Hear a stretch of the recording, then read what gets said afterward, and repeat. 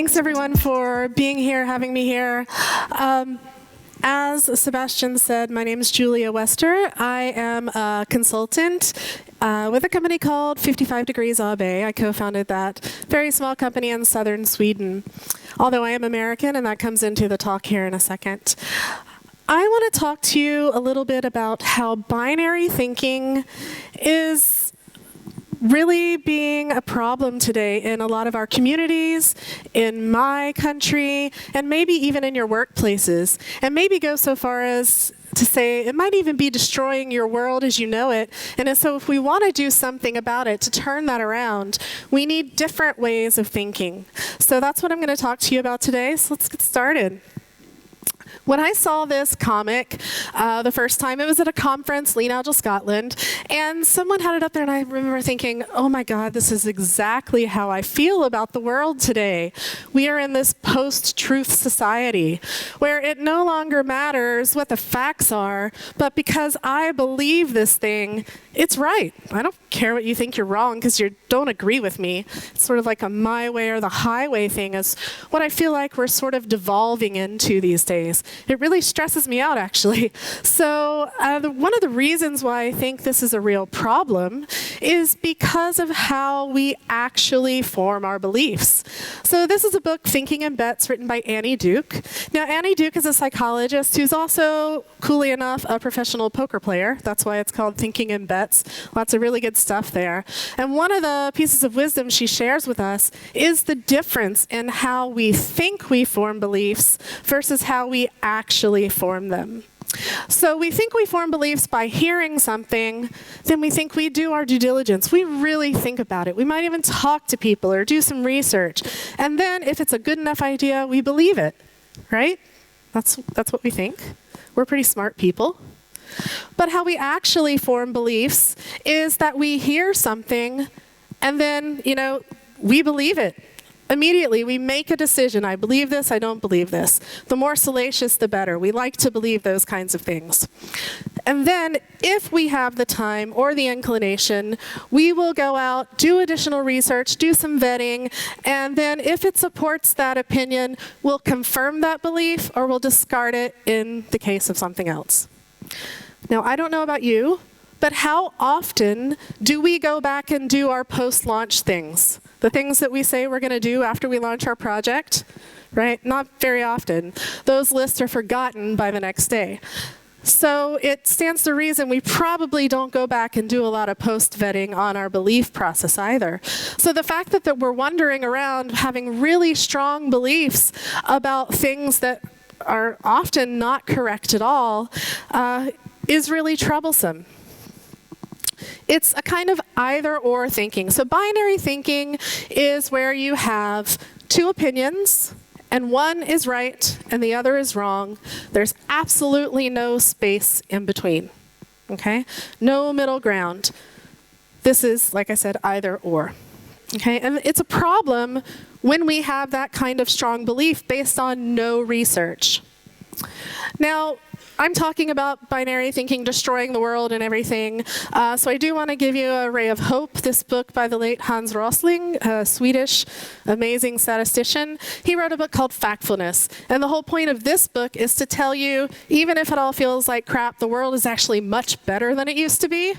But even he notices that human beings do have a strong tendency towards binary thinking, to glom onto an idea and really double down.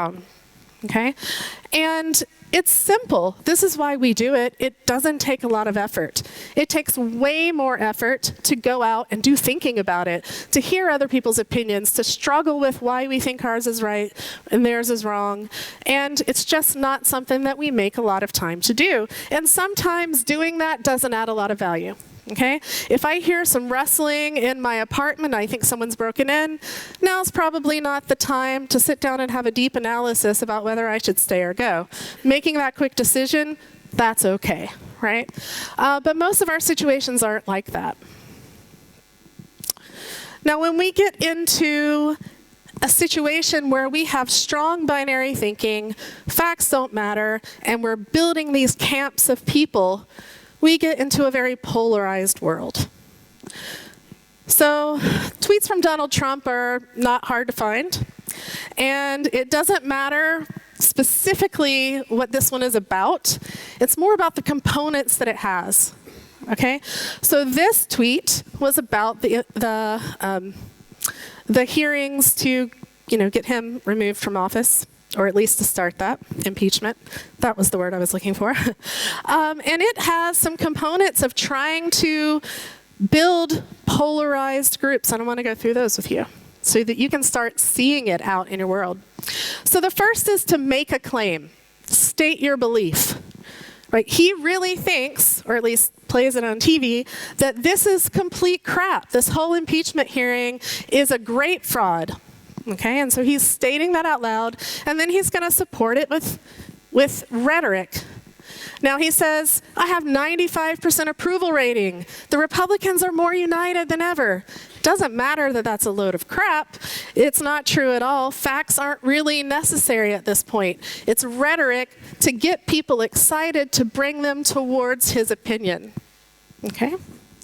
And he wants to further, or anyone in this kind of rhetoric wants to further the gap between the groups, the communities, by turning the people that dissent with us, the adversaries, we used to say our distinguished colleagues across the aisle, right? That signals that I don't agree with them, but I have respect for their opinion, right?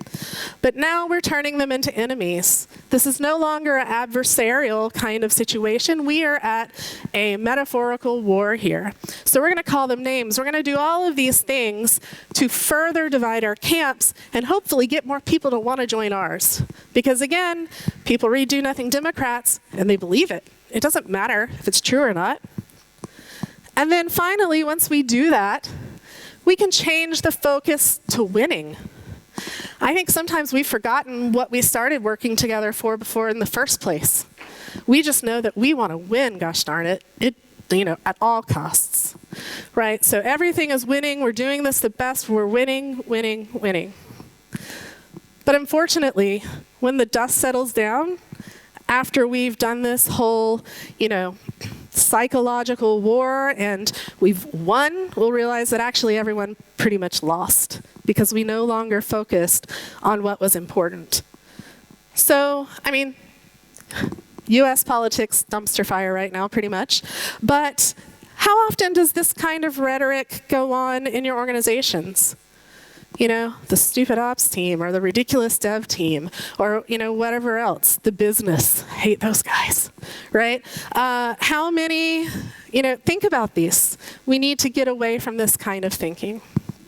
Because when we do this, not only are we separating us, but we're making it really hard to cross back, to get back together by putting a deep chasm in between us.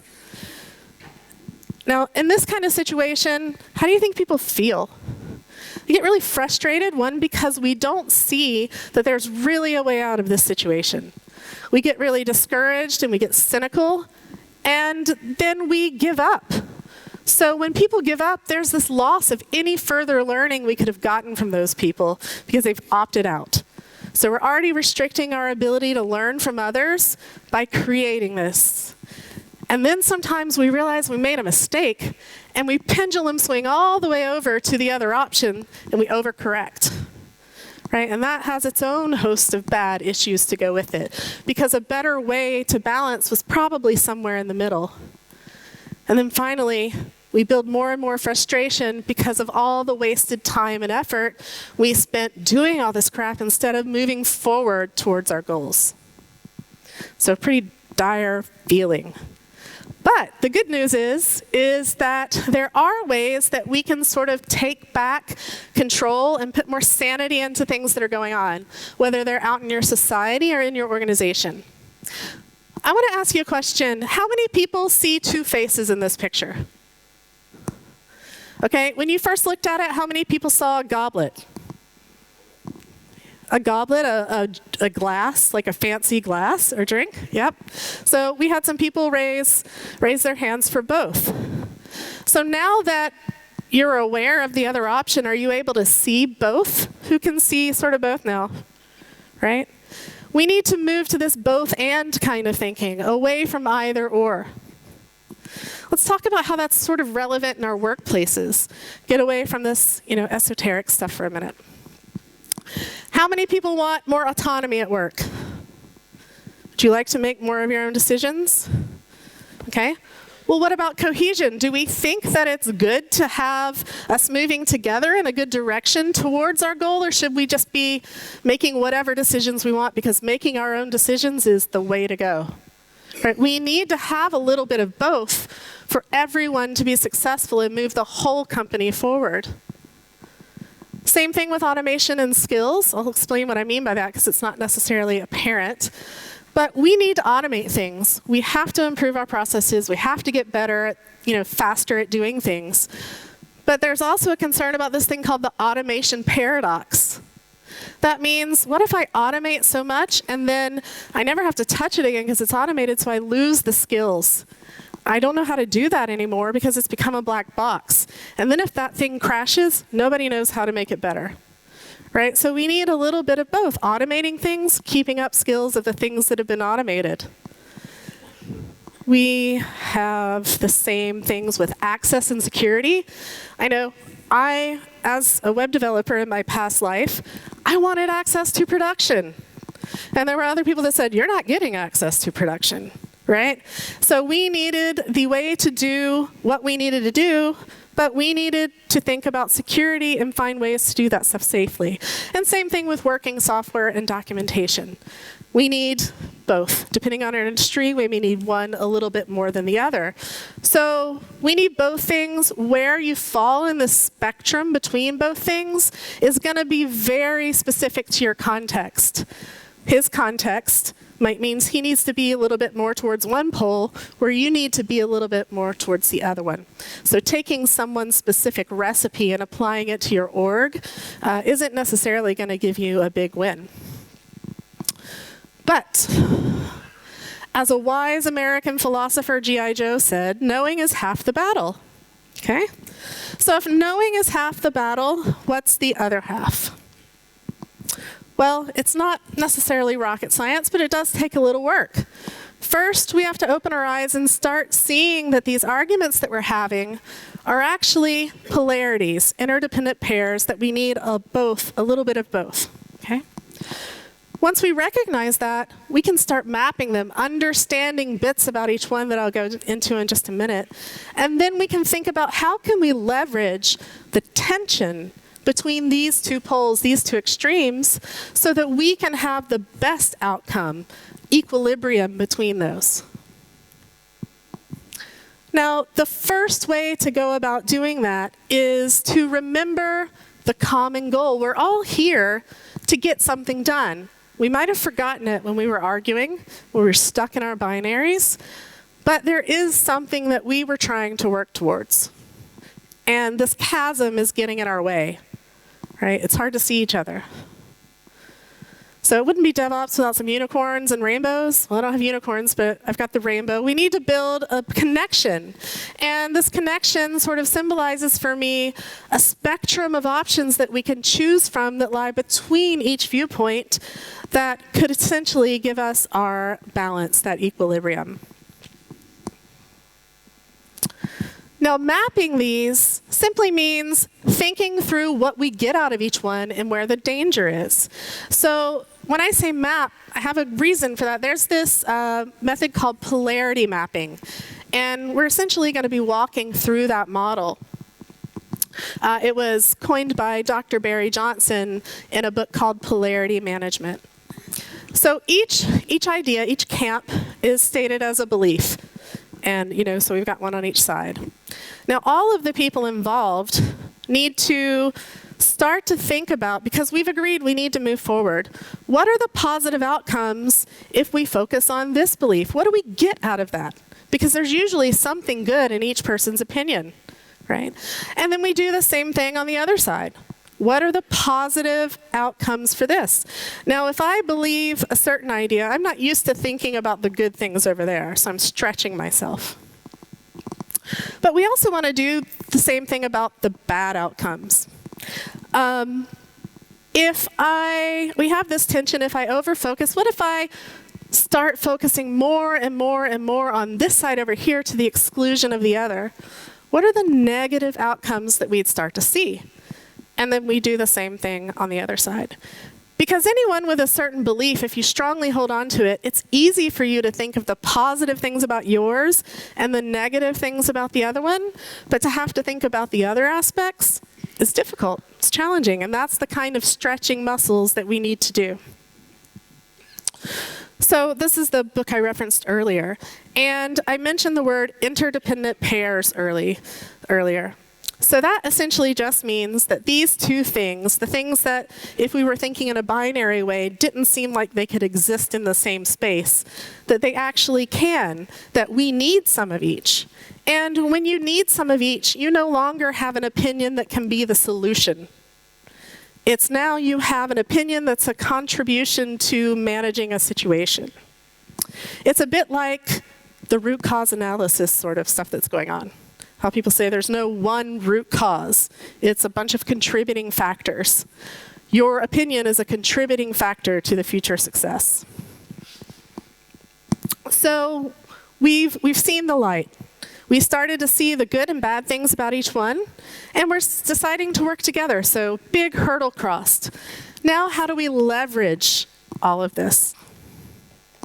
Okay, how do we manage the tension between each to get to and stay in a place that has good equilibrium? So the people that were here on Monday in my talk on conflict and dissent, they've seen this, so forgive me for a minute while I show this to others.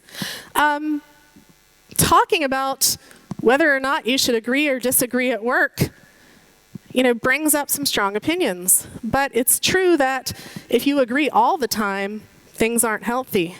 But they're not healthy if you disagree all the time either. You need a little bit of both. And so you can see we've mapped the upside of each, and we've mapped the downside of each.